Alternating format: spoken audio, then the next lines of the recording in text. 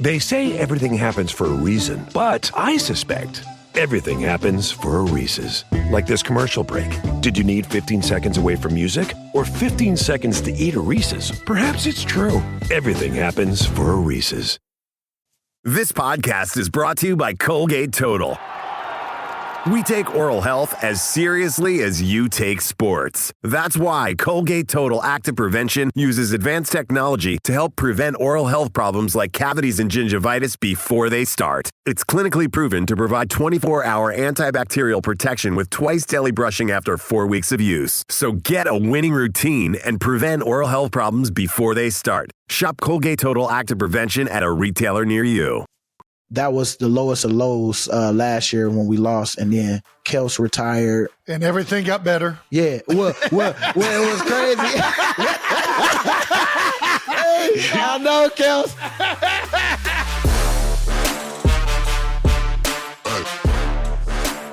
Welcome back to New Heights, ladies and gentlemen. A Wondery show produced by Wave Sports and Entertainment and brought to you by HBO's The Last of Us.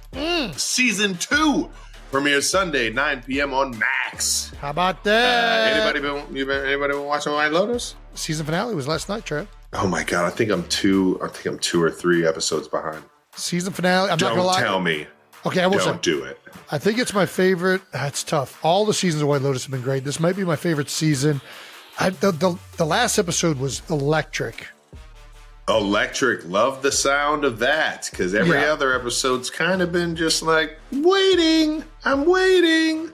Well, there's a lot that happens this episode. There is a lot that happens. It might have been, I don't know that it's very good. It's very good. I don't even want to say anything negative about the show because the show's fantastic. Zip it. Well, I'm glad you're enjoying White Lotus, and I can't wait to watch it. But season 2 of The Last of Us premieres on HBO Sunday, 9 p.m. on Max. We're your hosts. I'm Travis Kelce. This is my big brother, Jason Kelce, out of Cleveland Heights, Ohio, Cincinnati Bearcat alum. First of all, shout out to all the Bearcats down in the NFLPA golf outing that brought it home for the Cats. Oh, yeah, Sauce Gardner. That's right. That's right. Sauce, that? Well, I don't know. Sauce is getting his swing right. I don't know if he was the reason why we won. He wasn't carrying it? Yeah, my guy Sauce, he brought it home, though. He brought it home. That's all that counts, man. No, the Bearcats brought it home. And make sure you guys, the 92%ers, subscribe on YouTube, Wondery Plus, wherever you get your podcasts, and follow the show on all social media pages at New Heights Show with 1S. Jason, let the people know what we have coming up. We got a great episode coming up for you guys. We got an incredible episode with Brandon Graham joining us today. Yeah. That's right. That's right.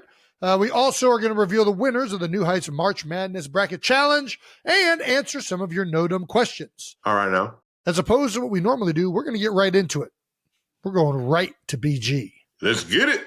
Philadelphia Eagles legend and icon. 5'5". Best smile I've ever been around. I mean, it's insane. You're going to see. You'll see. Our guest today is a first-round draft pick from Detroit, Michigan.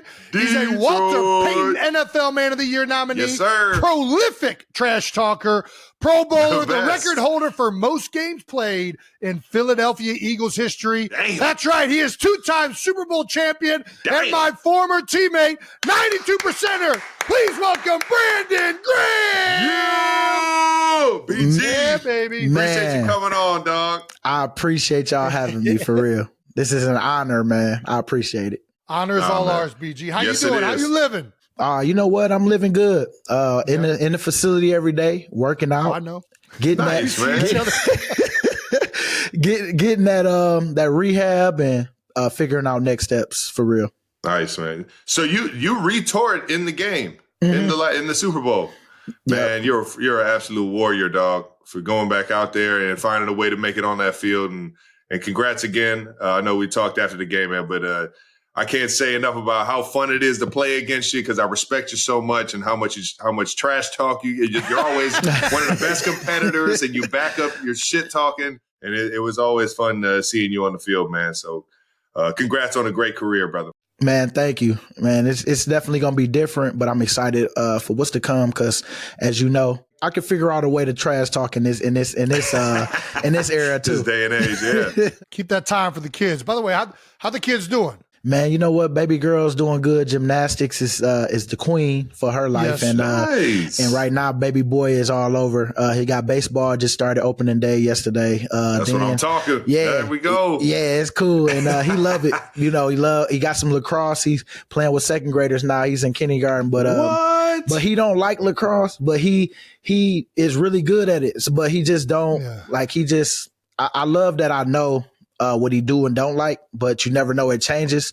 But to see him, even though I didn't grow up on lacrosse, seeing how it's played, the rules and stuff like that, it's kind of cool to see him do his thing. And then of course flag football is one that he liked because he's been around football. Nice, man. Before we get to the rest of this interview with BG, as we start every show off, everybody who watches knows, all United 2%ers out there, we got to get to a little bit of that new news. BG, give us a little new news, BG. New news. There we go. He's a pro. He's a pro. You can put him anywhere, man. That's great stuff. You had a really emotional day a couple weeks ago, right? Mm-hmm. Where you officially announced your retirement. I know you said it before the season. You led up to the season knowing it was going to be your last year. And I've talked about this. I mean, I feel like even midway through the year, we would talk. I'm like, man, you're still balling. How did the family react to that? How was that day? Yeah. So my wife, she used to get on me like, hey, make sure you write down little bullet points for that day when it do come, if it's this year or next year, whatever year. But just make sure you just writing down things, something that so you can remember on who's been a real big impact in your life and all this stuff. So I had notes that I was just writing. Yeah. Yeah. It helped. And man, it hit me though. Like how I hit you probably, man. It just, when I seen everybody looking back at me and I knew this was the moment where it was over, it's like, woo, been doing this a long time. And Giving I'm me so chills thankful, just man. thinking about it. Oh man, it's you put all this work in for these amount of years, and man, it's like even from little league all the way up to now, it's like, man, this all I know. This every off season, it's like, man, I'm about to get ready. I gotta get my body right, get it right. And now it's more of I'm trying to get it right to look good instead of that's my new motivation. I want to look good. I want to be on the beach where I can take my shirt off, hairy and all, but looking ripped up. They don't want to see these. They don't want to see all that. That's awesome, man. Well, you killed the speech. And not only that, you killed the lead up to the speech. You had the social media. You got everybody kind of mouth watering with the Rocky Balboa statue over by the History Museum steps, or Art History Museum steps. Oh, yeah. Oh, yeah. You already know.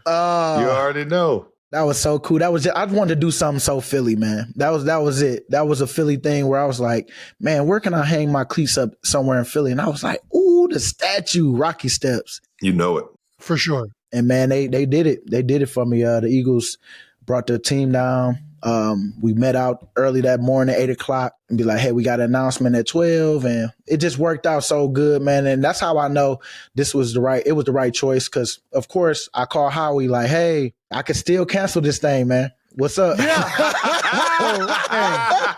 For real. Hey, well, that is something I definitely wanted to ask you because I know you said before the season it was going to be your last year, but you were playing so well. Yes. Right. And like you could still play the game. Did you second guess this at all? Like how I know before the season you said it's going to be your last, but what was it like leading up to this decision? Were there moments where you're like, man, I think I might want to give it another run, or were you like, nah, I'm done? I'm going to be totally honest with you. I wanted to give it another run because I got hurt. And I was like, man, I got a whole bunch left that I can still do. And I was really, this year would have been the real last year for sure if he would have kind of granted that. But he was like, man, it's such a storybook ending. And man, that's what I said in my prayer. When I walked in, I prayed before I had went in the day before. I was like, okay, Lord, you just lead me on this. And when I walked in, I was like, I'm gonna put it in his hands. If Howie, if we don't come to a conclusion that we can do it again, all right, I ain't even gonna fight it. So when I walk in, he like, BG, like, what you want to do? I say, man, what you want me to do? Because you know my heart. You know my heart. You know my heart. And he was like, BG, this is such a fairy tale ending, man. I can't let you, man. Like, really you got to go out on top. And when he said fairy tale, I was like, all right, Lord, I'm done. I didn't even fight it after that. And so I just felt like a weight was lifted off my shoulder when it happened. And I was like, okay, I don't have to fight no more. I ain't got to fight no more. Cause man, I had this chip on my shoulder for so long on like just people like what you said, man, like I'm a bust and all that stuff. I carry that every year as motivation to go out there and make sure I'm working. But my family for sure was, my biggest motivation. But that was one that I always was like, man, how we never want to get rid of me? And you kind of play that game in your head. And that's why you train hard and you go hard and make them sacrifices that that's hard to make, like eating food and all that stuff because you want to look good.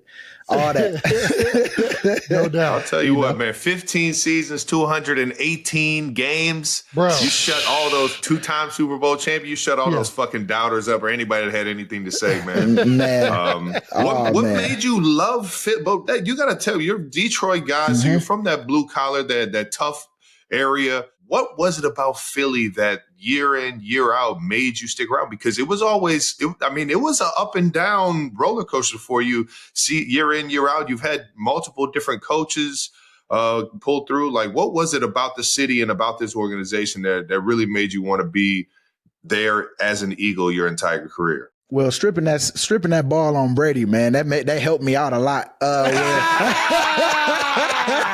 Cause I didn't like in Philly at first, man. I'm telling you, like Philly fans was so tough, man, and it just wasn't everything I wanted it to be. But like you say, coming from Detroit, being a fighter, not knowing that, hey, this your first real adversity is like, how you going to fight back? And so I think for me, having like guys like Trent and having guys like JP in my head, like, hey, man, like if Chip Kelly wants you to play special teams, go play special teams. Be the best at it, man. Like, no sense of crying about it because I used to be like, man, I ain't never played special teams when Coach Reid was here. And now I got to do this, play all four. And it was an opportunity. And so I even still use that story today for the guys because, man, once I really had my mindset of, man, I'm going to do it, it turned into something that I didn't even know that it would turn into where I'm on kickoff and them boys putting 2 or 3 on me because I'm running through the wedge and whoever was the one that I ran through, they needed 2 people. And so, so it became that, like, and man, it was all mindset with that. And then I think it took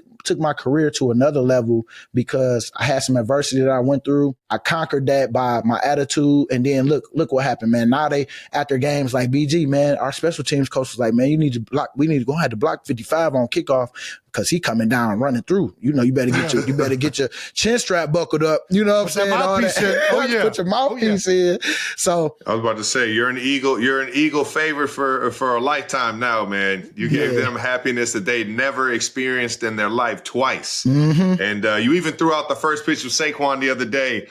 Did you practice before you went up there? Were you throwing the ball around a little bit? They didn't let us. I did one in Michigan, in Detroit. My only one I did before I actually did that one last week. And man, they didn't let us go in the dugout and throw. We just had to.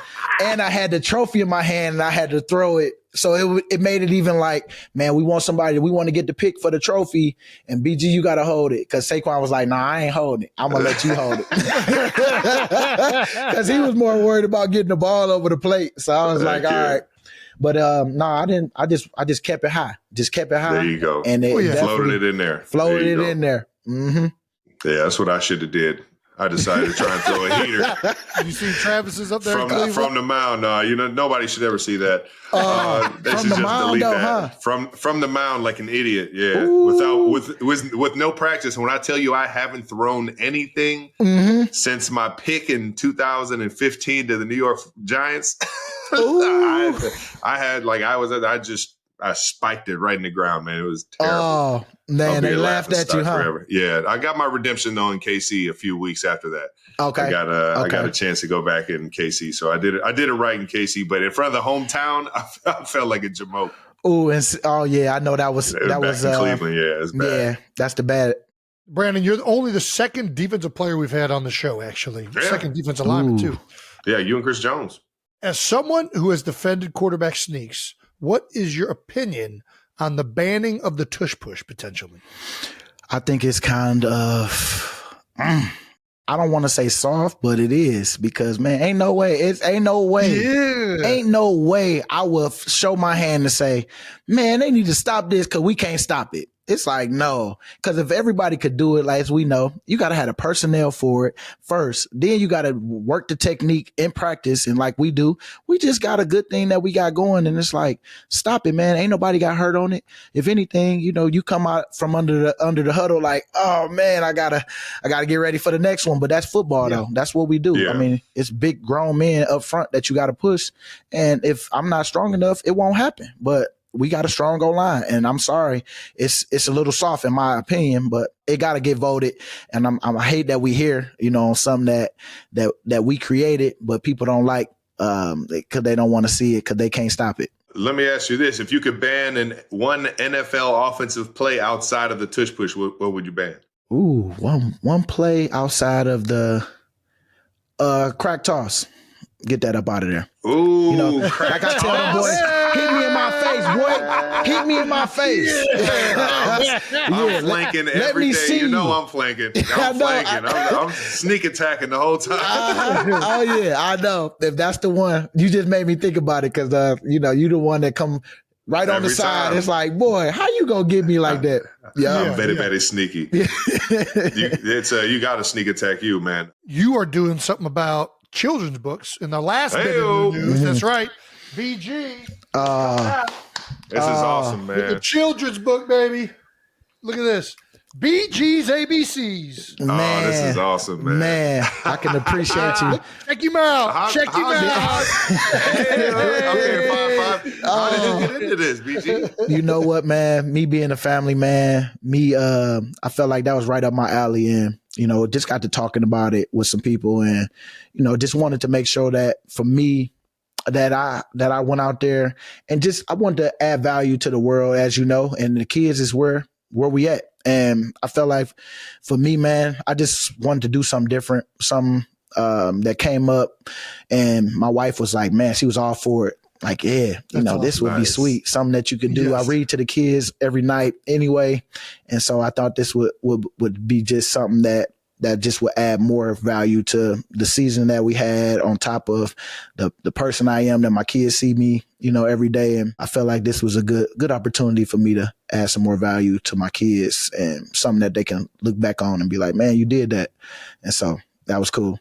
It's awesome. But for the most part, man, I think this was near and dear to my heart with the kids. And I wanted my kids to see something other than just football, of them dad doing something cool.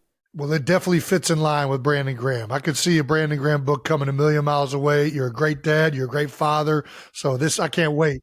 Cannot wait. Check it out, everybody. BG's ABCs. It's going to be out May 9th, y'all.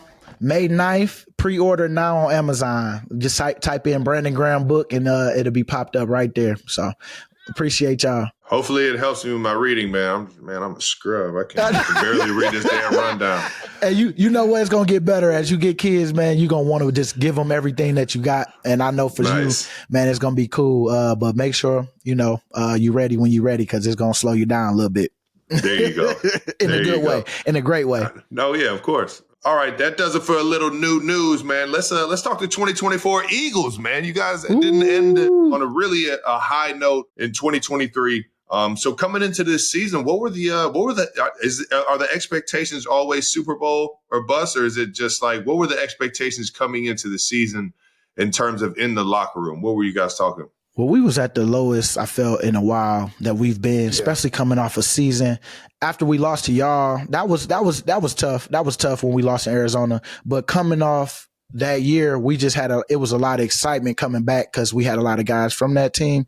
But the lesson for me was when you got to replace coaches, that was pretty tough because we had Desai come in, then we got some other people that came in, and everybody. I feel when you have a certain amount of time, as you know, to get everybody on the same page and to be able to, as a D coordinator, to come in, teach his scheme, and you have to be able to pass the message from coach to player, and the players got to be able to receive it. It's just the timing of everything really didn't fit with the type of team we had and the expectations that was coming. But I felt like that was the lowest of lows last year when we lost, and then Kelce retired. And everything got better. Yeah. Well, it was crazy.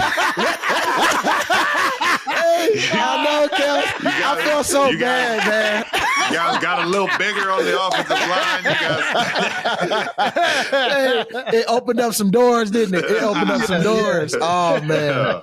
But, it was a lot of expectations from this year just not repeating, from last year. And so when Vic came, I think Vic was able to hire other coaches that he had that he already was familiar with. So that worked out perfect because the DB coach, he came in, man, he already knew Vic. D-line coach, Coach Clint, knew Vic. I mean, Watts is a great coach already with us. So we've been together for a while. So we already knew how to work with him. And then, man, it's about how you working together and how you relate a message and how you teaching it. And I think Vic was real tough early on. And man, he was tough as far as he was like Swartz to me, which I like is I'm not your friend. I'm here to do my job. I'm here to do my job. And then if we build to that, eventually you break them in, and so I felt like we was going to break them in one of these days. And man, when he came in saying some of the lingo that some of the guys say, oh man, you knew you had him. You knew you had him. You knew it because we was rubbing off on him in a good way because he was so tough, man, early on. And he just thought we sucked. He just like, man, you guys last year, y'all don't work hard enough. And he said that openly, but I think as we gained his trust and his respect after as just going through everyday life with him. And by the end of the year, our goal was to get him a big smile. And that was when he held that trophy, man. And I got that picture on my phone where he just got holding it up awesome, and smiling. Let's switch it up a little bit to the offense, though. What was it like adding Saquon from your perspective? Yeah, what was that? What were those first couple practices like with a workhorse like that? Man, when you see him hitting the hole and just know, like he ran to the zone every time. Like every time in practice, he always run to the zone. And so run to the zone. What's the that end zone? mean? I'm sorry, he ran to the end zone. Gotcha. He finishes everything. Yeah, he finished everything, and they always got somebody in for him. He finished everything in the game too. Yeah? You hand him that ball, he's going to find a way to break away. See, people don't understand when you get running backs like that know how to train for those big gains. They know they have the home run legs and the stride and the ability to separate once they get to second level. If they take that practice seriously, it just translates to the game. And I feel like almost every single game he played, we saw at least one in the second half when he had already ran for 100 yards. And it was just so impressive. And sure enough, in practice, he's taken every single run to the house. He wore people down. I mean, I got to give Stoutler his credit always, man, because it started with him. He's the technician as far as keep staying on the offensive line, making sure that, as Kelce know, that you guys are working the technique right over and over and over, and you can't get bored with the details. And so you see Stout all the time, just always on, always thinking next level. And man, it just worked out so much for him this year, especially adding Saquon. He was the ace in the hole for us that we've been needing, just because, man, getting him, you need a home run hitter like that. And that boy was wearing people out.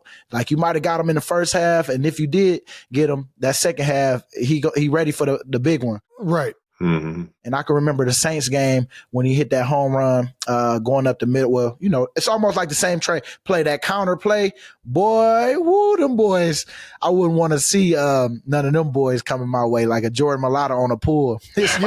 Landon Dickerson, Jordan Mailata. Yes. Oh, my goodness. Oh, that left side. And Lane already a brick wall. Man, Yes. Lane hold down that right side. And when we really, I think Steen going to be a really good one this year. We have Makai, but I think Steen is a good one, and we probably draft one too. But, man, we got a really good line. Cam held up all the way through, and I don't see why we couldn't do it again other than just staying healthy. We did have Saquon on the show right when he had been picked up. Yeah. And he did mention he was glad he didn't have to hear your smack talk anymore. You have to apologize for any previous shit talking or what? Nah, ain't no apologies, man. That's how I felt at the time. 2-6. Hey, that's why I don't never go too personal because, man, I don't want nobody looking for me afterwards. But at that same time, man, I'm just trying to get in your head, trying to have a little fun while backing it up. You know it. But Kels, just know, man, you was big about, you was a part of that too, man. As much as you retired, but everybody always was looking for you when you came in, and I think we added a lot of value on just being in that building, man. Because that culture is what we did every day. All these boys do is work. And they work and they put the work in, and I think we built to that, man. Now it's just more about for us just showing that love, having that access to come in. And I don't want the hours of the coaches, but I want to be able to add value to the organization to keep it going. Well, it's like you're reading a rundown right now, BG, man. What was the first season like without? There you go. What was the first season without the guys that you came in with? You were the last of the Mohicans, so to speak, with Jason and Fletch retiring in 2023. Mm-hmm. And you already know you guys share the same type of character and desire to help these young guys out. What was it like being the last guy from the start that was there to show the guys coming in and to set the culture, everything? Because you need those guys year in, year out. No matter if they're coming from a different team, you got to have those culture setters in training camp and early on in the seasons to be able to, get everybody down in the right way. What was it like without Jason and Fletch last year? It was different. I would see Kels, so it made it a lot better. But Fletch really didn't come around as much, and I don't know if he was just not want to be around because he be hunting. I know he loving what he doing. But he was trying to figure out what was going on in August. You know what I'm saying? He doing his own thing. Kels was he was just doing his own thing. And so it was different because that's somebody who had his locker right next to me the whole time, all the way until, he was done. So seeing someone else, and Mojo Moro Ojamo is a guy that I really respect, man. I think he's going to be a guy this year that's going to have a big year too. Again, because, it's a lot of guys on that bench already that I feel is going to add value to the team this year, especially with Milt going. Then we got to replace Sweaty. But Fletch was a guy that, man, I was like, dang. We were really lucky because I think the Eagles have been so well run for a long time. Mm-hmm. For Jeffrey Lurie on down, obviously Andy before he left to go to Kansas City. There was such a culture established when we got there, whether it was Trent Cole, JP, Brent Selleck, Jason Avant. The Eagles have always done a great job of keeping guys around specifically for that, I think. And everybody does it in their own way. Some guys are going to be more vocal, like, hey, this is stupid. I don't know why we're doing this. This is the dumbest thing in the world. And you need the other guys to be like, hey, let's just do it for a little bit. We're just going to do it today. Yeah. And then we'll see how it goes. You know what I mean? We're just going to go out there, do our jobs. But I'm dead serious. If you never get that side of somebody, voicing that, then nothing really gets changed. It needs to get changed. Mm-hmm. So the more I used to, early in my career, similar to you, I didn't really understand it. I was like, man, can we just go out here and do our thing? And then the older you get, the more you realize, oh no, it's good to voice that stuff a lot of the times. Because not only are they feeling it, other people in the team are feeling it, but they can't voice it because they're not the big guys, the big names. You know what I mean? Yep. Yeah. I got a quick story. Yeah. My first 7 years in the league, we always sat in the back of the plane. And it was what it was. You know what I mean? The coaches stay up late. They got to get ready for the next game plan. The plane didn't have it wasn't enormous plane where there were multiple rows of first class. For whatever reason, my guy Carlos Dunlop comes in from Cincinnati and he makes his way to Kansas City. At this point in his career, I think he's like a 10 plus, 13 plus year vet. Oh, yeah. Proven, does things the right way, talks to people the right way, comes in and says, what are we sitting in the back of the plane for? Man, we got to say something about this. I'm too old to be sitting in the back of the plane. We got to go ahead. We got to make I'm like, man, listen. Carlos, we pick and choose our battles here. All right? That's not the battle. Man, the next week he made it. He talked to somebody in the organization, and the next week we were all sitting up in first class, leaned back, this is pretty nice. That's nice. Tell you what, the Eagles ain't gonna be happy about hearing this because the Eagles still don't. Everybody's still in the back right there. Everybody. And who used to complain about it? Myself, Big Fletch, Big Fletch, though. But Fletch was the main one. Fletch was the main one. I gotta give Fletch his credit. And he's right. It is stupid. Man. Why the heck are the players in the back of the plane? Especially when you got 300-pound, 6'7", 6'9", all these big offensive, defensive linemen, man. Let them get some. Let them at least get a seat they can fit in, man. How the trainers up here? What? Oh, I'm telling you, man. I used to not walk up. I used to always get out the back because I never wanted to go to the front because it'd be like, man, all these coaches eating all this M&Ms and stuff like they did something. Man. But for real, Chip Kelly, one thing I can say, the one thing Chip Kelly had right, that boy got us in the front, boy. He was like, we are coaches. They the players. Yes. And it was like, everything else was like, all right, coach.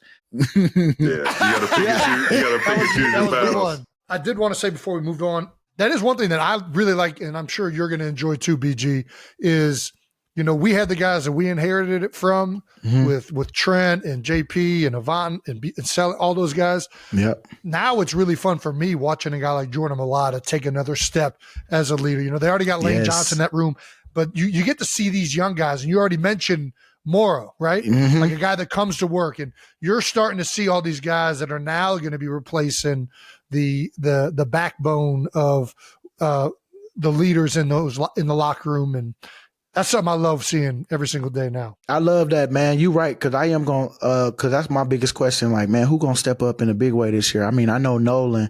I already be talking with him. We always, converse because we both rehabbing our tricep, and seeing him, I know that. I'm like, man, it went from not even my room because I wanted Sweaty to feel not the pressure. I want him to be able to voice his opinion, be out there, man. It's your room, man. Like, I'm just here. Yeah, I'm the vet, but if you need me, I'm here. But we listening to you. We seeing you every day because you the starter. This your team. And now I'm Nolan. It's like, man, you the one. You the one now. Mm-hmm. When the guys come in. He stepped up too, man. He did, man. I'm proud of him. A lot of strides, man. He gave me fits in the game. It was interesting because the play in the run was always the knock. It's like he's lighter, and how's he going to do it? And man, he would cut pulling tackles trying to kick him out. He's got heavy hands, man. He's setting the edge. Oh, he got heavy hand. And I mean, no gloves too. Like, that's the thing, man. I got much respect. Bro, put some gloves on. I ain't got no respect. Why you not wearing the gloves? Hey. Who you trying to impress? Hey. We all know your hands are going to work just as good with them gloves on. And they're going to, I don't know. You right. Cause I don't like this, I'm too cool. I don't wear gloves thing. It's only an advantage. Put the goddamn gloves on. All right. Yeah. When that ball coming and that thing's sticky and it's sticky and it got you. But yeah, I'm with you, Kels. Jason's hilarious. But yeah, he raw talent. All right, let's throw it back to the 2010 NFL Draft. Did you always know it was going to be the Eagles? No, I only met with them 15 minutes, man. That was at the combine and at that hotel where they had all the meetings at one point. But I think it's different. They said now. But yeah, I was just 15 minutes. Sean McDermott, and then it was Coach Reid.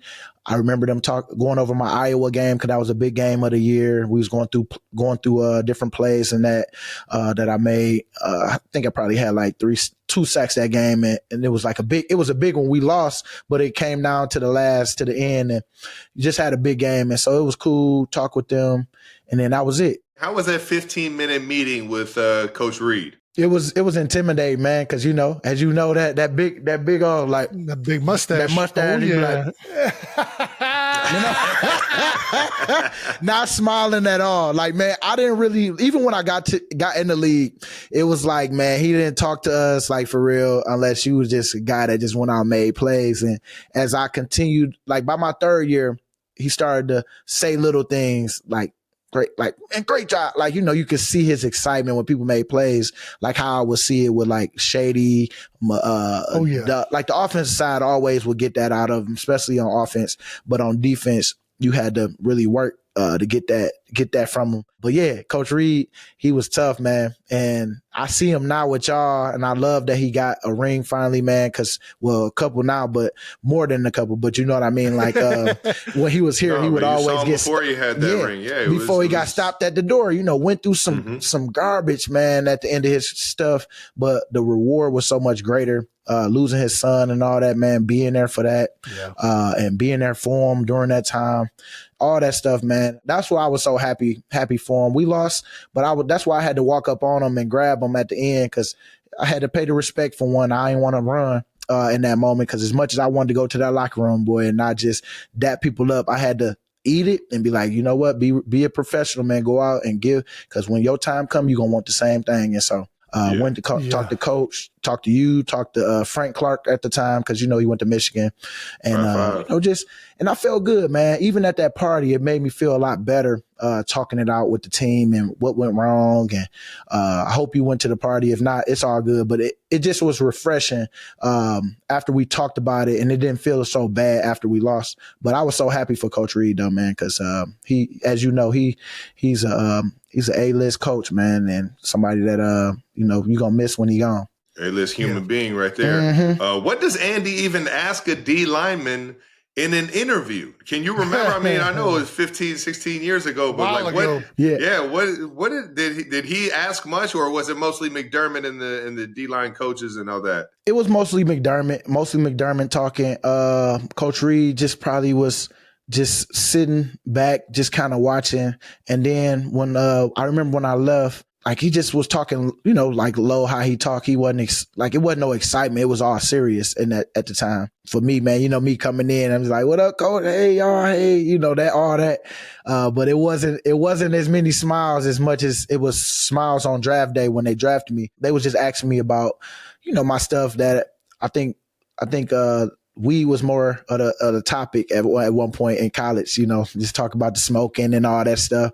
But I didn't really have no off the field stuff in college. It was, I think I had one disorderly conduct for my speakers in my car, stuff like that. I think that's what that's nothing. Just being disruptive. Like it was one of them I had to answer to. If I'm a coach, I like that. Yeah. All right, he's disruptive. Yeah, I know. I want my defensive end to be disruptive. Yeah. So, we talked about that. And then we talked about that's it. I'm just being honest. If somebody comes to me and I got two defensive ends, they were in the exact same speeds, same times, and the only other information they give me is like one of them never really talks and is super quiet, and the other one is super disruptive. I'm like, I'm taking the disruptive one. Give me the disruptive, disorderly conduct. Give me that one. Give me that one. He got some aggression, boy. He ready. Yeah, right. Yeah. Got a fire in his belly. I like it. Uh-huh. Oh man, you were already in an Eagles uniform. But what was your first impression of when Jason Kelce got on the team? First impression? Can you remember your first time being like, who the fuck is this guy? It was the entire season. Well, you know what? That hair. It's that hair. The hair at the time. He had the long hair. Had the long hair. He wasn't as. He had it flowing out the helmet. He had the cape on. He had the cape on. And then we had, who we have? We had Mud, huh? Mud at that time. Howard Mudd. Yeah, Howard Mudd. Legend. Danny Watkins. Danny Watkins. The fire truck. Man. The firemen with the fire Danny truck. definitely was not at. He was there more than he was playing football for real. I got much respect for Danny though. He used seriously. it. He used it, man. He used it. He at the end of the day, Danny he wanted to be a fireman instead of a football player more. Yes. There ain't nothing wrong with that. I respect the hell out of firemen, right? I respect it. Now it's pretty crazy he got drafted in the first round and then, having that mentality. But I just saw something a couple years ago. He saved somebody's life being a fireman. Like, hey, Danny doing his thing. Hell yeah, Danny. Yeah, Danny is doing his thing, man. I mean, he found his niche for after. I remember my brother telling me that Danny bought a fire truck, like one that they weren't using anymore, and was just riding around the city. And I'm like, Jason is just going around hammering beers, riding around Philly in a fucking fire truck. You took it to the game. I'm like, man, people probably got out the way, huh? I'm in college still. I'm like, what the fuck kind of life is this guy living out there in Philadelphia, man? We took it to the game. It might have been the game I tore my ACL. I don't even remember, but we took it to the game. One of them, I'm in there with the axe with a big old mustache or something like that. I can't remember. The photo's out there somewhere. You got a favorite Jason Kelce story from your time there? We all know about the trash cans and the helmets being thrown during practices and stuff. Come on. You got any good stuff outside of those? You know what?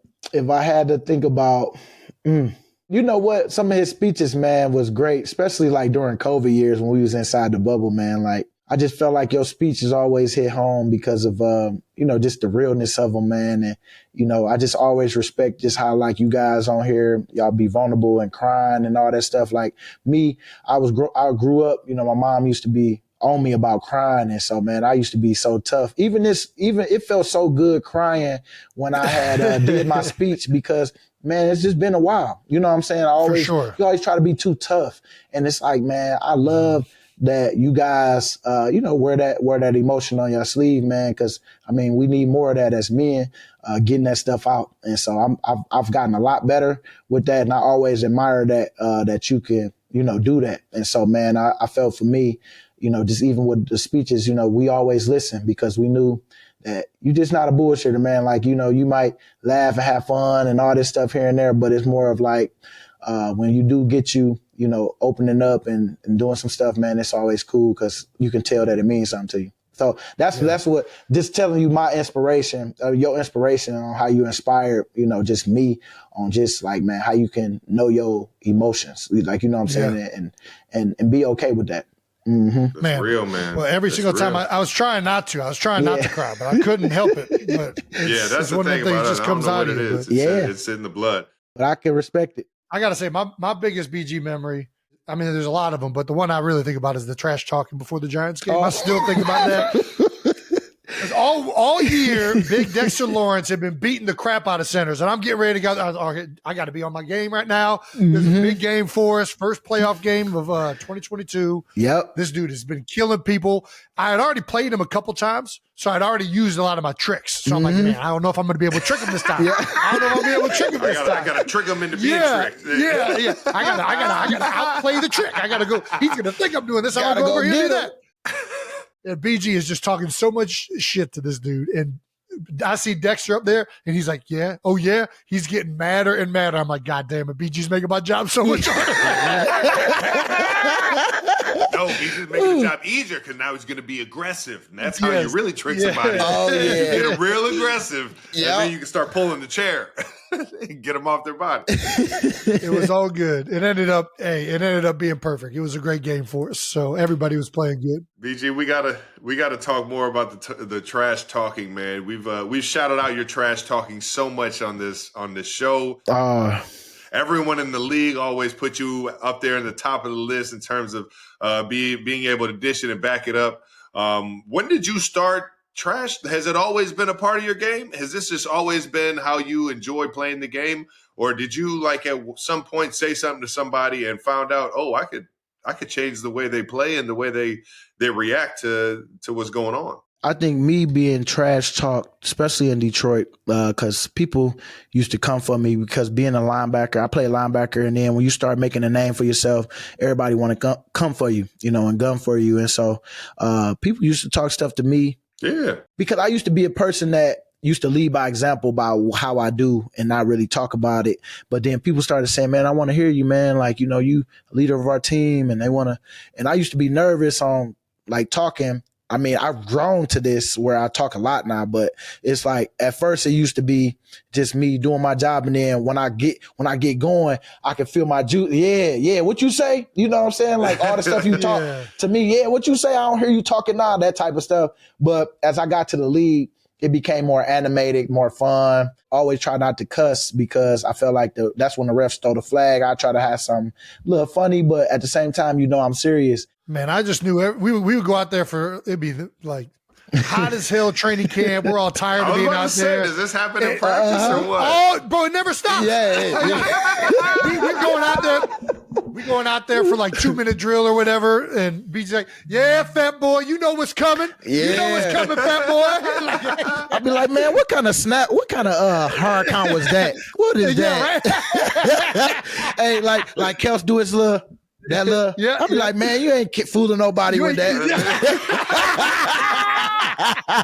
Oh man, we had some fun, boy. I'm definitely one thing about it, man. I'm gonna miss that time, them practices, especially because practices got a lot easier, man. Because in the beginning, For it used to sure. be tough, man. Coach Reid, on, man. oh You're my getting those. goodness, training camp. Long drive let's drill. talk a Long little drive drill. Trying to get a little Yeah. long drive drill in. Oh, you get me fired up. You about to get right. You about to get ready for that? We got to see who tough on our team. First weekend when we get them pads, Coach Reid, boy, when we was up in Lehigh, he wanted to see who was going to quit and who was going to be the people that, was going to be the people that we was going to take for the team. And man, we used to do 9-on-7. Right. Yeah.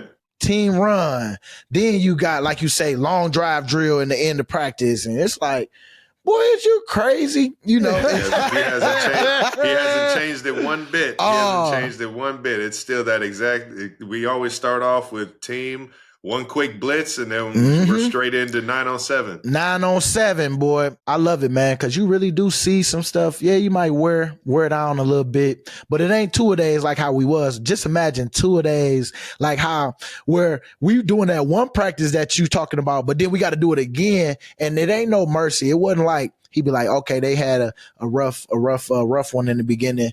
Let's get it. It's just like, no, next man up. Everybody had a rough one in the beginning. You about to have another one right here. Let me ask you this. Is there an art form to trash talking? You do a little background. Little background. Yeah, you do Like a little what? background, like knowing, like I follow the page, I follow your page, see what you got up, see what you into, talk about some, get you all. I do, like, where I learned it from? I learned it from a little bit of, like, just other players on, just like, man, look at their Instagram. You could tell exactly what kind of stuff they into. Talk with them, like, what I'm saying, kind of. And That's so so I funny. started doing that later on in my career. Sure. When social media, just became more accessible, like how it is now, where you can really just look on somebody's page, you can kind of tell. Find anything you want You out can about find somebody. anything. And so I started doing that more, but I didn't go like personal. Some stuff was just, like I told you, I didn't want nobody coming looking for me after the game. But like a guy like Donald Penn. Oh, yeah. Like, yeah, I used to talk my stuff to him, especially like during that time where like that, like spicy chicken sandwich stuff popped up. It made me think about him. Cause I remember he used to get in trouble, that's Popeyes, and I was like, yeah, man, we about to whoop y'all, cause I know you done had about a couple of them, you know what I'm saying, that type of stuff. Cause I knew that he was a guy that they had in his contract where if he made sure he stayed under a weight, he can get an incentive on that. So when I found that out, oh man, I started messing around. That's hilarious. Stuff like that, you know what I'm saying? Nothing like a good heavy joke. Oh yeah, because I know every week was like, all right, BG, come on, man, where you at? Jump on the scale. Yes, I'm good today. Thank you. Yeah, you know what I'm saying. That's what I am gonna be happy about. But I promise you, I'm about to. Hey, I bet you everybody had money on the plus side of it. Like, nah, we gonna see BG gonna be slim goody when I get done. I'm not gonna lie. Just so you know, BG, everybody thinks you're gonna turn into an overweight mess. Oh yeah, because you would show up show up to training camp every year, big. I know. To your credit, you would lose weight. But we know you like them cookies, BG. Oh yeah, we know you like them cookies. Oh, you got a little cookie monster in you. Oh man, I love just sweets. But let me tell you, I've been working out. As you can see, Kels, I was in there with you today. I'm gonna make sure. I'm just trying to keep that routine because you're right. I know Fletch can't wait. Fletch over there. Fletch the ring leader of it. Like, yeah. Exactly. Like, yeah, exactly. BG gonna be this. I bet you. I put my money down. It's money down already. But you better I'm about to pick it right up. Cause boy, I might bet Fletch after this conversation. I've had so much more self-control because my wife, she is killing it. And she don't play. Carla ain't playing. Yeah. That's too funny. She don't play. And she like, look, we about to be in weddings. We about to do all this stuff. And you out here, you better make sure that you right. I'm like, I got you, baby. Nice. And so there we go. Yeah. Accountability in the house. I need an accountability partner. And so she the one. She the one. Hey, she kind of reminds me of Vic Fangio a little bit. She got a little bit of that Vic Fangio stuff. Nonsense. I make sure I really want to make change if I tell her. If I tell her, because I don't want her on me, man, saying, hey, you said you was going to do this. Why you over there doing that? It's like, oh my goodness. Like, I can't have a snack or, It's just one. It's just one, baby. All righty. Let's get to a game we're going to play with you, BG. Did you sack him? Ooh, okay. Did you sack him? That's right. Brought to you by American Express. Yeah, you played in over 200 NFL games and recorded over 82 career sacks, including playoffs. Damn. Yep. So we're going to ask you today, did you sack him? We're going to give you the quarterback's name, and you tell us if you sacked him. Let me see if I'm real good at this. Let me see. See if you can remember. Yeah. All right. I'll start with an easy one. Tony Romo. Sacked him. I can see a picture of mine right now. Sacked him. Yeah. Drew Brees. Oh, yes, I did. I sacked him. Yep. I think it was a strip sack too. Mm-hmm. Oh, okay. Okay. All right now. Not many times, but I did sack him though. All right. Eli Manning. Man, let me see. I'm gonna go with yes. You have. Yeah, to, I right? have. Yeah, Yeah, he I was have. there. I have for so long. Played him Yep, a bunch. All I right. did. Mm-hmm. Had to. Andrew Luck. Nope. Never got him. Never got him. Okay. All right. DB got him. DB got him when he played it was a year 2018. Last play, DB ended up getting him of the game, but no, I didn't get him. I didn't get him. Lamar Jackson. Yep, sacked him. I chased him down to the sideline. Sacked him. Chased him down. I chased him down, and then he ran out of bounds. So, it was behind the line sack. So it was like, yes, That yes. counts? That counts? That counts. BG, that don't count. man. That don't Hey, count. That hey, don't count. it's on the stat sheet, baby. Then it counts. Yep. Then it counts. Uh-huh. Well, speaking Hey, of Lamar what was it Jackson, like? What was it like chasing Lamar down? Man, that boy fast. And I mean, when I tell you, he is explosive, and he stop at the drop of a dime. Like, you got to really take your shot with him, because if you playing around like him, and he gonna take off on you. So I just took my shot, and he went out of bounds, and they called a sack. That was a sack at the end of the game. you were the closest one to him. Closest one to him, boy. There you go. You're on a roll right now. You got all these right so far. Aaron Rodgers. Aaron Rodgers, that's a good one right there, because I did not sack him at all. What? Nope. Are you sure? I don't know. I got to remember. Let me see. We got him as the you did sack him. Oh, for real? Did he run out of bounds? How many, because hold on. Yes. I did sack him. 2017. Yep, I did sack him. I sacked him. Okay. I think, or 26. I know we played him, and I remember Nigel Bradham, the game that he caught the pick at the end of the game up there, because we had a really good game. That was 2018. 2018. Yeah, 2018. Yeah. Yep, 2018. Right? Yep, Aaron. Because Aaron wasn't often with Aaron either. Like, I couldn't get him. He gets the ball out quick, yeah. Man, that ball quick, so he was one that I wanted to get. What about another all-time great, Peyton Manning? Peyton Manning, yes, I sacked him. Oh, no. Sure? No, you right. Sure He threw it away. He threw it away. Did you get the sheriff? Nah, I didn't get him. I didn't get him. We got you as no, you didn't sack him. Nah, I didn't get him. Man. I didn't get him. The sheriff had to have had some fun trash talking you back, man. He was one that I would talk to, but he just would look at me like, be like, yeah, uh-huh. You know what I'm saying? Like, even like his brother was the same way. Eli. Eli just kind of like, do this and just kind of look and go back to the huddle. But you know who used to talk stuff back to me? Phillip Rivers. Phillip Rivers. Oh, I was about to say Rivers. I've heard he's right up there. He was one boy that just hit you on your butt. Yeah, how about that? I hit you with a I just remember him first down, hit me on my butt first down. Like, how about that one? That, and it was like, oh, okay, you hitting me, you touching me. Okay, bet. Too funny. Oh, that Packers game is 2019. My bad, 2019. Oh, 2019. Okay. Is there a quarterback you never sacked but wish you did? Let me go through this list real quick. Who didn't touch that I wanted to? I mean, of course, it would have been cool to get a picture with Vic, sacking him, but I got practice of pictures and stuff like that. But it's so different, when you in action. Yeah. So Vic would have been one if he would have still been in Atlanta playing down there. But I would, just to say I got a sack on Vic.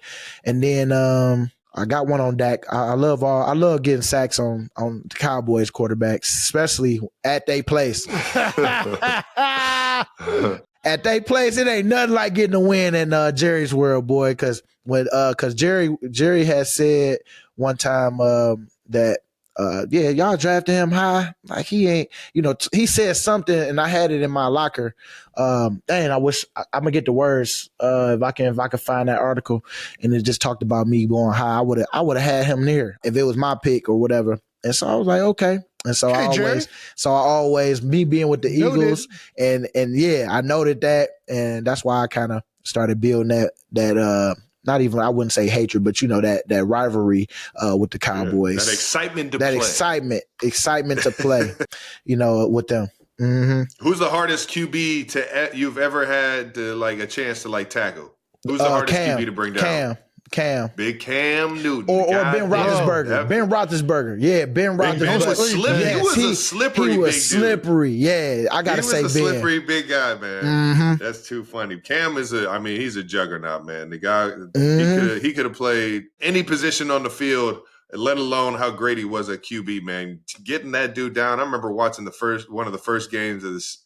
It might not even been the first game of the season, but when he was playing for Auburn and how he was running around, I was like, I'm like, what man, is this? Stiff arms and all that stuff, man. It was just like running through, over, around everybody. His extension on just his whole body. I ain't want to, say something, be like people say pause, but his length, I'll say. He's big dude, man. Big dude. And Ben was slippery. So if I had to say my sacks against Ben, I never took him down. It was more like the end of the whistle just blowing because you got him. That type of sack. Trying to wrap him up. Yep. Mm-hmm. Too funny, man. Yeah. And that was Did You Sack Him? Brought to you by American Express. Pretty good, pretty nice. You were all right. You got a little shaky there, but you did good. You did good. You nailed it. Nah, he was a little. I was a little like, I couldn't remember. He didn't. Aaron Rodgers. He finally came around to it. Peyton Manning too. Peyton Manning, yeah. I thought I got him. It was good though. That was pretty good. It's hard when you got 82 of those things. Oh man, it's hard. I want to definitely get all them on the USB so I can go back to it and watch them. I'm gonna get Pat Dolan to do that for me. Make me a USB. Pat, I'm sure Pat's going to be happy about that one. He'll be excited about it. I'll give him a shout out. I'm gonna give him a shout out. Let him know when he do it. Tell everybody, yeah, Pat did this for me. Gotta love it, man. We got to our final section called We Gotta Ask. We're going to ask you a bunch of rapid fire questions. Okay. You don't have to answer them. You can tell us to fuck off, but we are going to ask them. Yeah.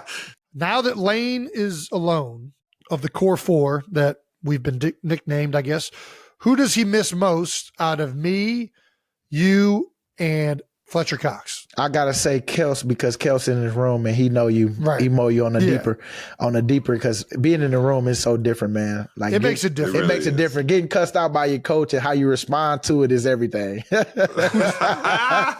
then how about this? Who does he miss the least? If I had to say, he gonna miss. Ooh, that's a good one right there. Yeah. So I'm gonna go with my boy Fletch because he mad at the world right now.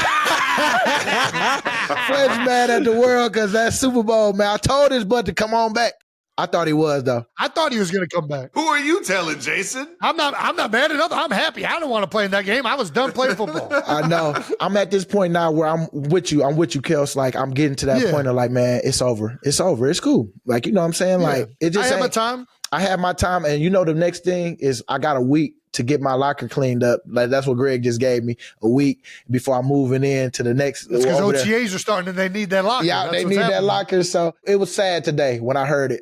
He told me like, hey man, I'm giving you that week notice. I know you already been cleaning it out, but I'm gonna need it. I'm gonna ask Howie, if it's if I can extend you a little bit, but if not, you just got a week. And I'm like, all right, bet. And it kind of hit me like, dang. Boy, I've been here 15. Damn. Now it's like, but I'm happy though. I'm so happy that it's over.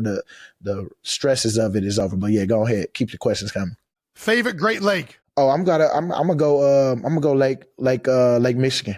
No! Yeah, Come on! Detroit. You grew up right there. Oh yeah, I can say Lake Erie. You right, Lake Erie. But Come on, man. That's what we share. when I went up to Lake Michigan, it was like, ooh. Yeah, it's a little more beautiful. Which one would I rather swim in? Yeah, I'm gonna go Lake Michigan. I'm gonna go Mason. No, for real. That's the one you going in. I ain't swimming in Lake Erie. Yep. Or Lake Huron. Lake Huron. Huron is cool too. Jason, you can ask this question, Jason. If you could detach any body part, what would you detach? If I had to detach any body part, Or I would just say, detachable. You can put it back on. Oh, okay. You can take it off and on. probably one of my, like a foot or something like that. Like, just kind of take a foot off, Take it off. What would you do with it?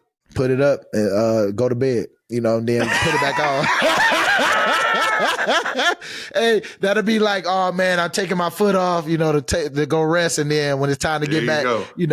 Put it, You can separate it. You can separate There it. you go. Separate it. That's too where I funny. can't get out the bed, baby. I took my foot off already. I took my foot off, I can't baby. go do it. I can't. My foot's up there on the Yeah. on the fireplace. I can't be getting up and doing Like, stuff. let me go get my sleep, baby. I'll see you in the morning. I can't go fold these clothes right now. My foot is over there. Yeah, that's a good one right there. I wouldn't. I don't know. I mean, I wouldn't do nothing up here because this where I feel like with that. But if I'm chilling and I want to kind of have an excuse, I do something with my lower leg. All right. Too funny, ahead, man. Now that you're retired, is Big Dom still on your favorite call or your call list, your favorites list? Oh yeah, I'm gonna always be that because I gotta make sure that anything that's going on in the city, I want to know about, just so that I can know where not to go. Yeah. Because Philly, in the beginning of my career, some certain places that I just go eat, or just like I just wanted certain cheesesteaks. I'd be like, "Hey Dom, is this cool to be over here?" You say, "Yeah, you all right during the day. Just don't be over there hanging around." Say, "All right, bet." I'm gonna go get some food over there real quick. I'm gonna be in and out. I'm gonna be in and out. Boom. So yeah, Dom was always a good. He always gonna be on the favorites. You got to talk about your time at Ann Arbor, man. I was actually at one of your spring ball practices as a recruit. That's crazy. And when I tell you that there was no chance I was ever getting a scholarship to go to Michigan to play quarterback, I was actually in the QB room while guys like Chad Henne, Ryan Mallett were going over spring ball practices. And man, it felt like every single play was double post to Mario Manningham. It was crazy. I was just sitting there listening to the lingo. It was crazy being on those practices, man. The prestige and the history at Michigan, you could feel it as soon as you walked on campus. Yep. Yeah. And was that like a huge part of you going to Michigan? I did love the traditions, and I love the saying of those who stay will be champions. And it's like you start here in the back. The rookies were freshmen start in the back, and if you make it down to the front, you usually by the time you got there, you usually be a champion. And I didn't get that, but I love that slogan. I didn't get that. But I made it all 4 years. But I had Rich Rod for 2 years, and I had Coach Lloyd Carr for 2 years. Yes. My first two with him, and then Rich Rod came in. But my only two that I really felt like I could have got there as a champion was Coach Carr, because my first year we was number 2, Ohio State number 1, and I think we lost to them. Then we went to the Rose Bowl, lost to John David Booty. That was the quarterback. Yeah. And we ended up losing both last 2 games. The one in the championship to get us a ring, and then we lost in the Rose Bowl. But that was a good experience my first year. Then the second year we went 10-2.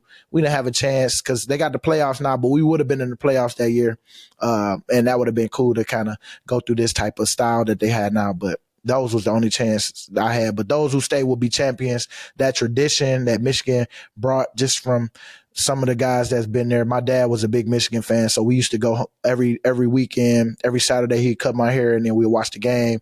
Then I'd go back home to my mom, stuff like that. So when they came calling, it was a no-brainer. After my junior year, I committed right away and was just happy to have that. And then all these other teams started coming out of nowhere. That's cool, man. Could the average person rush for a yard in the NFL? The average American weighs 199.8 pounds and is 5'9". Well, let me tell you this. If they can take the hit, which I think they can't, fumble. I mean, they can get one. But you gotta, hey, you have a dang on Fred Warner come get you and take your head off. Then it's like, Oh, okay. You're going to rethink it. Yeah, you can get a yard, but can you hold on to that ball when you get hit? Right. That's a it. good point. We haven't heard that one yet. Aaron Donald has said that Jason is the lineman he hated playing against the most. Who's the least favorite lineman that you've ever lined up against? Teron Smith, man, that was a guy that even at this level, it was like, man, what I didn't like sometimes is he liked to swipe your hand down, like, you know, that swipe down when you bull, because I like the bull rush and catch him with the bull, and he used to swipe my hands down. I would fall to the ground. I used to call him all kind of names and be like, man, that's soft, that's soft. You out here, you know, but he was a guy that I respect, man, because he always switched it up. When I did get 2 against him one game, it was so cool because, man, he was tearing me up in the beginning in his prime a little bit. And I'm just giving him some credit because we had some battles. But for the most part, that was a guy that I always was like, oh, man, I got to get ready. You know, you got to get ready. Yeah, got to get ready. He was a great player. I respect that one. What was your welcome to the NFL moment? Ooh, let me tell you, I know this one was coming, boy. That boy, what's his name? Daniels, D tackle that was at the Packers. What's his name? Why can't I think his first name? Oh, D line. I know. Exactly you know what I'm talking about. But we was on. Remember what I was telling you on kickoff? I became to create a name. I created a name for myself, and we was playing the Packers. And that year it was Mike Daniels. Mike Daniels. Yeah, Mike Daniels. He was on the wedge, and so these kids will never know what the wedge is. These guys will never. They will never know what it was like. Never know. We kicked the ball off, and Mike Daniels, like, they told him, you know, he gonna be the guy that's blocking me or whatever. But I ain't care because I ain't think nothing of it. I'm running down.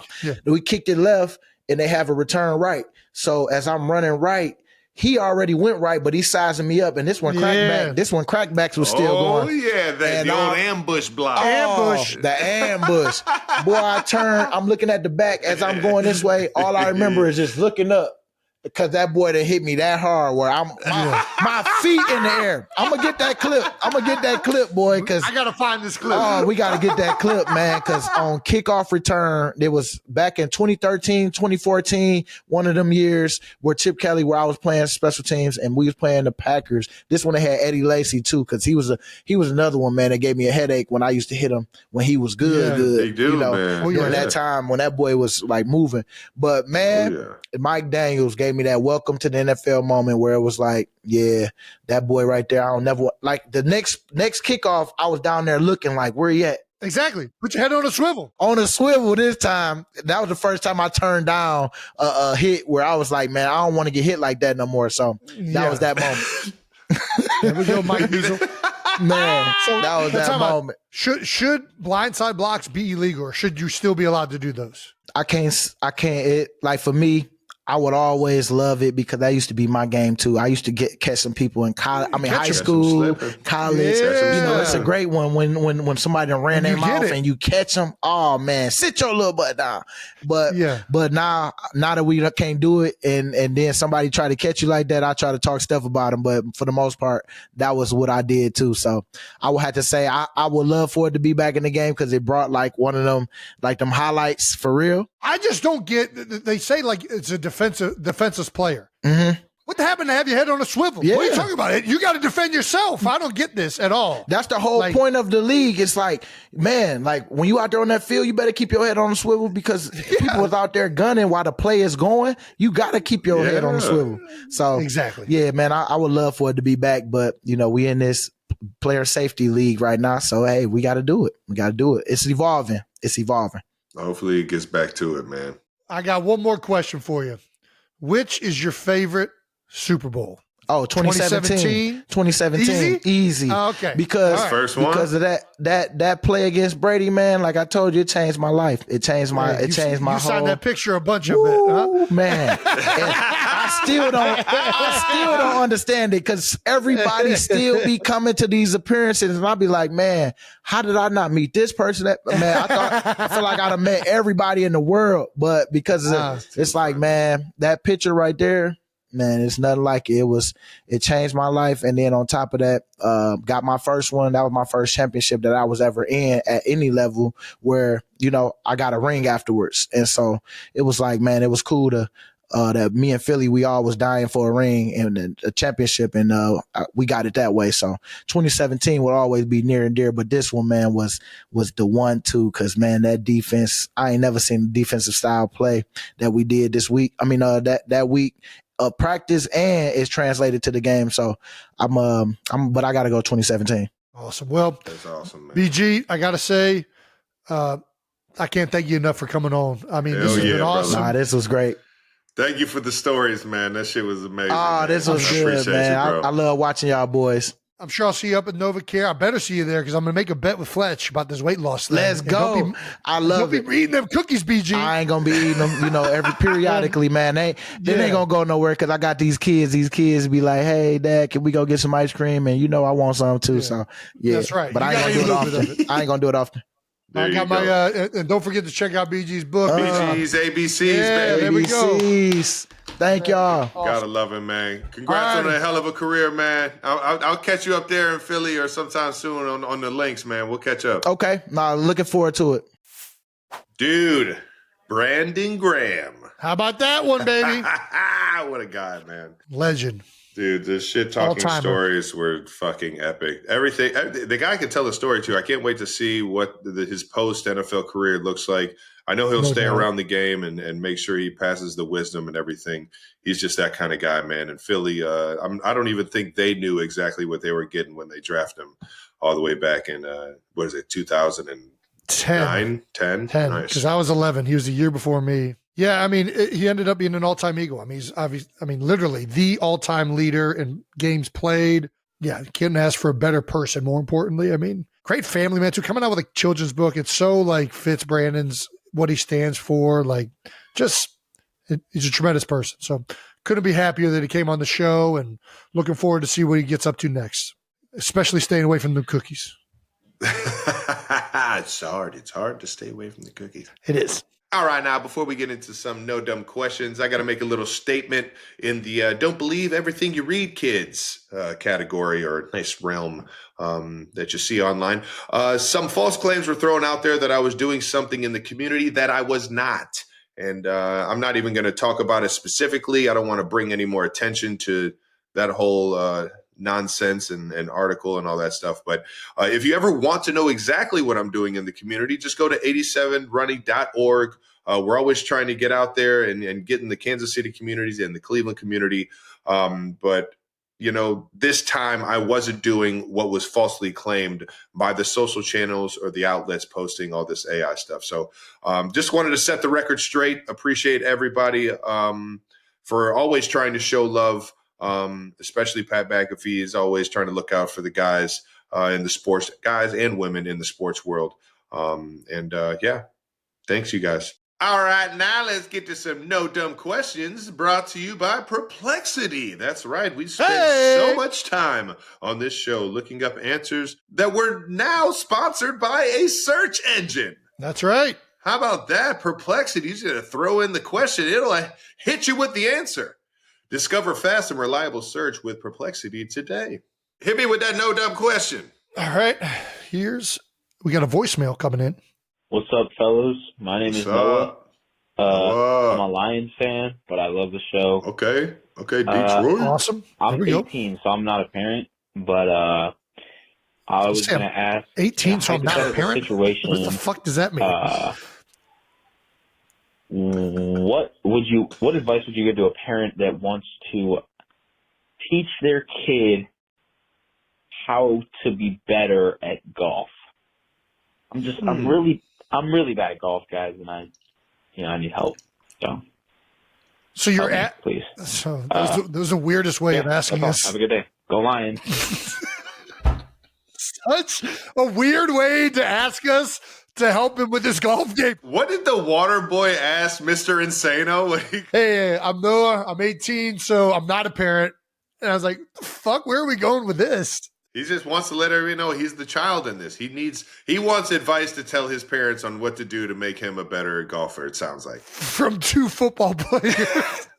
Well, I mean, consider myself an average golfer. Well, I would say first thing is probably the thing that you've already considered, and that's get lessons. Nah, you're right. The rule of 10,000, bud. Just pick up a stick and go hit that fucking thing, man. That legitimately is my number one thing is just play a bunch of golf. Dude, just go out there. Every lie is going to be different. You're going to need to, have a few extra balls in your pocket when you go and play golf the next time. Not so you can cheat, so you can take the same shot multiple times. That way you're getting used to taking all the different random ass above your feet, below your feet, behind, up a hill, down at like the slopes and all the divots and all the different types of grass. There's so many different fucking shots. You're going to be overwhelmed by it if you just jump into it. But it's going to be fun. I got a good friend right now that's actually picking up the sticks for the first time, man. And Demetrius, he was fucking hacking it. He was hacking it out. Get the fuck out of here. Oh, man. But it was funny to see him get into it. Every single shot, after every single hole, he's like, you just have so much more respect for like the pros. And I'm just like, bro, you are so far behind the wheel in terms of like the fucking what the pros or where they started and all this. Like, dude, not even thinking that you were going to come out here and hit a shot like a pro. Like your swing, you're such a fucking enormous human being. Either way, I'm getting off track. Yeah. The biggest thing is you get out there, you just fucking hack. You figure out, things, watch some, get on the Instagram, just start scrolling reels, type in golf at the time, start scrolling reels, hear how people talk about golf. If you really want to get good at it, just engulf yourself in the knowledge that engulf yourself. Yeah, there you go. That's great. All right. Engulf yourself, engulf everything. Yeah. I think this is all good advice. I think the biggest thing is practice, right? Like now, if you take anything you do. Yeah, anything you want to get better at, you just practice at. But not just practice. You put practice in with a purpose, right? Ooh, the P&P. Take this from me. Listen, I am the third to last place finisher at the American Century Classic last year. So take my advice. Take my advice. No, seriously, practice mostly with the clubs you're going to use the most. So what club are you going to use the most on a golf course? Driver. Putter. Nice putter too. Yeah. Putter more. If you don't 3-putt, you'll beat most people. If you can 2-putt every hole, you're going to beat most people you play with. Next club, driver, right? Then your wedges, okay? Get really good at those 3 things, and you're going to be a decent golfer. You're going to shoot a pretty good score. So go to a chipping green, get really good at chipping, up and downs, and then always 2-putting. Dude, you're going to be golden, Bubba. You're going to be sitting pretty. I can't wait. I haven't played golf with you forever. I can't wait. I feel like we should do one more. We have a Notum question on the New Heights Reddit page.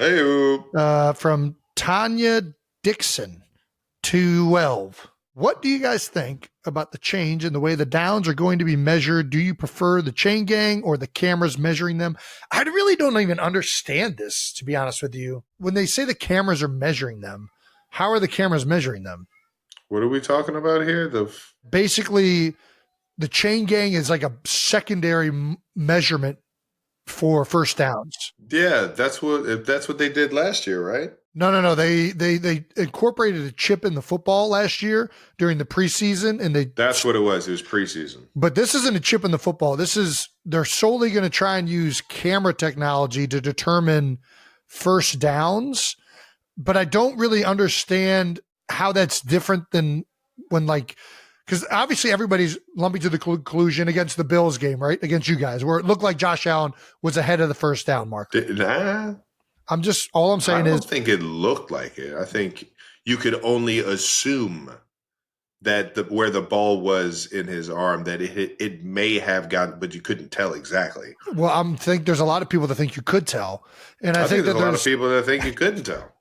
All I'm saying is I think this rule is here by and large because of that play.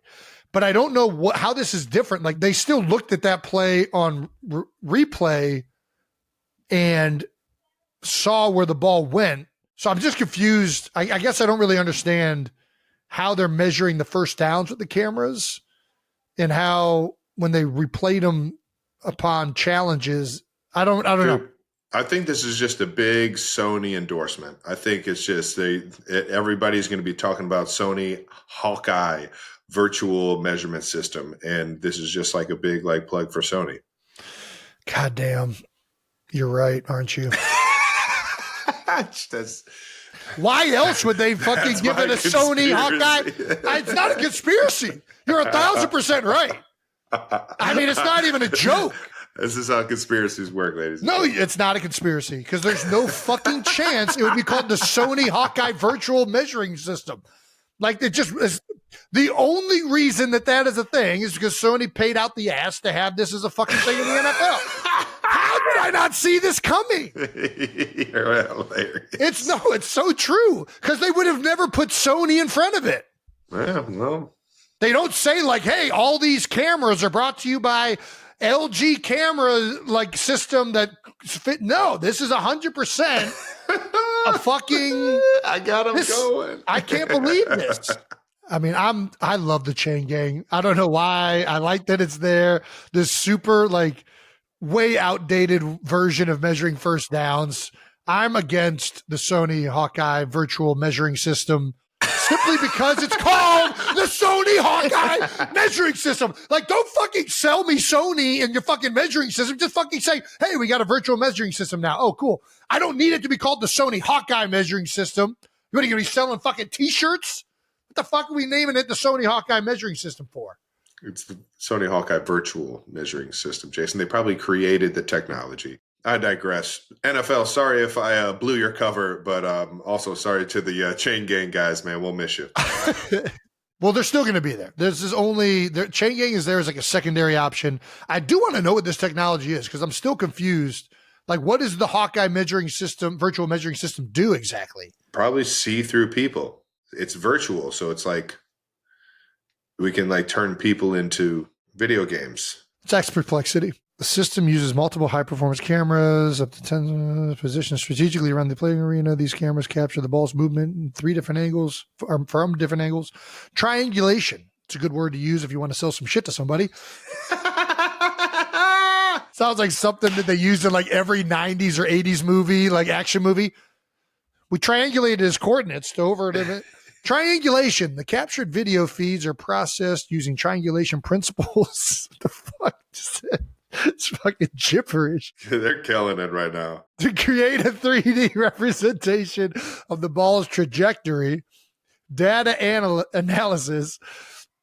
The system tracks the ball's position frame by frame, calculates its path, and predicts its future trajectory based on predefined models of the play area and game rules. Predefined models of the playing area and game rules. Hawkeye generates graphical representations of the ball's movement, which can be displayed in real time for referees and players. So I don't know what Hawkeye is doing that you can't just see by looking at the camera. It's turning it virtual, Jason. It's turning it into a video game so that they can determine where the ball actually is, aka they can see through people's bodies. Go up to tennis. Go up to tennis. So in tennis, they can see when the ball hits the line and whether it's in or out. So obviously we've all seen that technology used and it works phenomenally. It's a great technology for tennis. They clap whenever it does it. But the Hawkeye isn't determining where the line is. Like, the line to gain is established on the field in the moment. So they're going to get the line to gain from the very first set of downs. I think that's why they still need the chain gang. They need the chains to be able to be on the sideline. And that gives them like the line. It makes too much sense that this is just a Sony plug. I mean, the more I read this, the more I'm just like, so I guess they're going to go to the cameras and a human's going to look at it. This is honestly what I think has happened. Okay. This is just an out for referees having to make this decision. That's what all this means is they now have a camera that is going to tell you if the ball reached the first down mark, the line or not. Okay. And that way, if the camera and the technology is wrong, nobody can fucking, like, you're not going to dispute it. Nobody ever disputes the fucking Hawkeye thing in tennis. They're just like, yep, that was in. Or nope, that was out. Hawkeye said it. And that's all we're getting with this. I don't know if this thing's gonna be accurate or not, but how the fuck do you refute it? You can call it like Dispute, anybody yeah. can go up there and watch a replay and be like, oh, that guy isn't looking at the right thing. I'm looking at the same thing, and that guy's full of shit. This looks like a first down.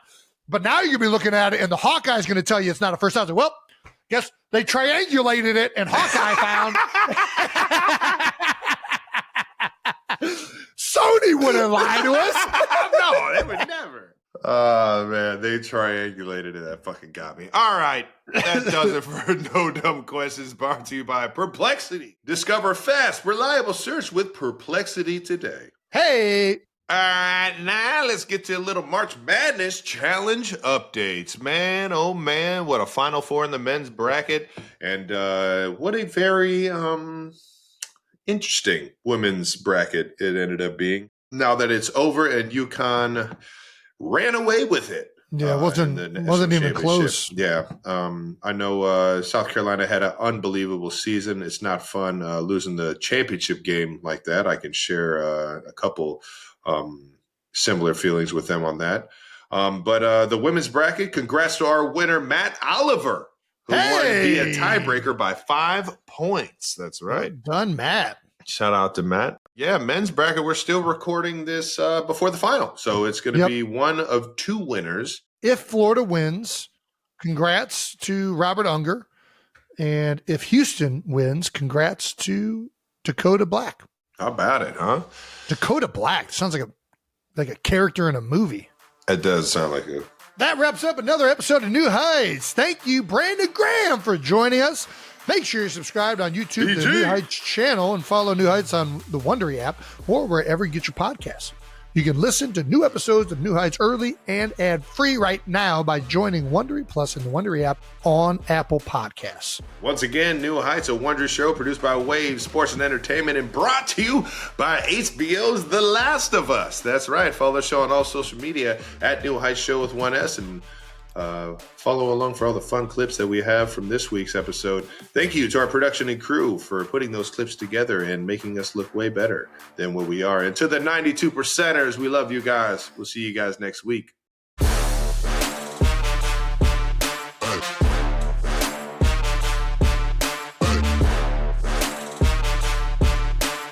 Oh, there it is. Check out that fireman photo. Oh, look at that. Hey, that's on the fire truck. That's on the back of the fire truck. And I think that's the game I tore my ACL. I really do. I think that was the Baltimore Ravens game. Wow. Hey, Kels, man, you got to get that look back, man. That look clean right there, boy. That is hilarious. That's a good right there. beach. I don't know if Kylie is pulling for that one. That's a good beach view right there. That's a good beach picture right there, boy. Got the sunglasses on. It looked like it's probably like he's got September. A lion's mane right there. Looked like it's September training camp. Exactly. It was not That's good. just funny as hell.